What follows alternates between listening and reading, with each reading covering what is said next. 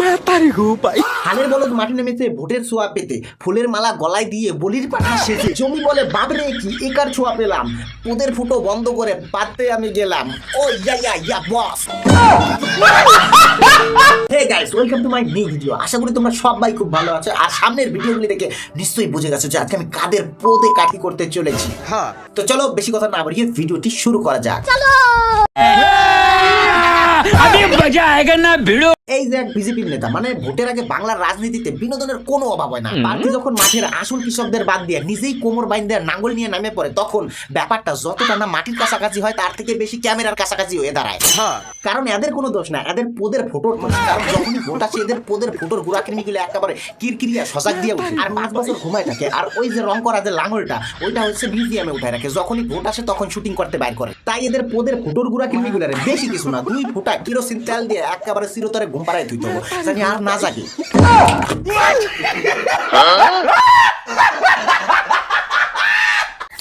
তুমি আমাদের ভরসা, দিদির কাছে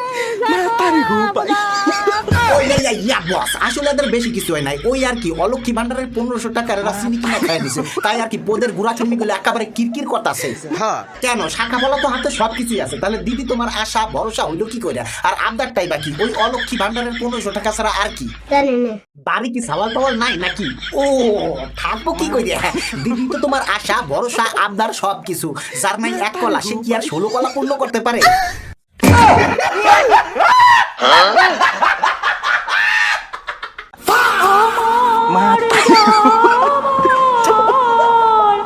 মাতারি গো ভাই,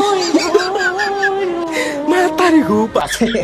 বলি কি দিদি, আমরা তো সেই 15 বছর ধরে এইটা শোনার জন্য অপেক্ষা করতেছি, কিন্তু আপনি তো সেই বিদায় গান গাইয়া আবার নবান্নে যাইয়া খুঁটে গাইয়া বসেন। আপনার সুরের জামাইয়া এই গান যদি কোকিল গাছের ডালে বসে শোনে, তাহলে ওই গাছের ডাল থেকে কোকিল ভ্যাটকায় পড়ে যাবো। তারপর কেউ যদি জল নিয়ে বাঁচাইতে যায়, তাহলে কোকিল করবো কি যে আমি নরকে যাইয়া ডোবা তালে পকোড়া হইয়া যমরাজের সেই ব্রেকফাস্ট হইতে রাজি আছে, কিন্তু এই গান শুনতে আমি রাজি না।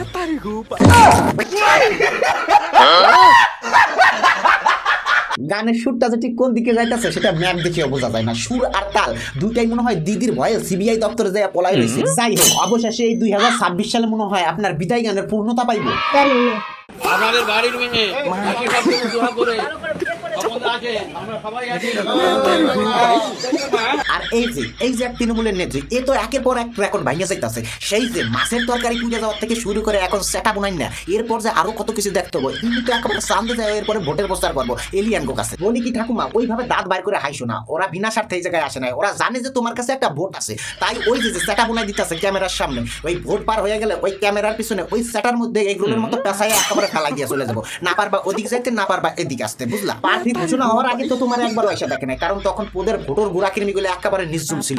সেই প্রার্থী ঘোষণা হলো একেবারে পোদের ভোটর গুড়াকির্মিগুলো কিরকিরিয়া উঠলো।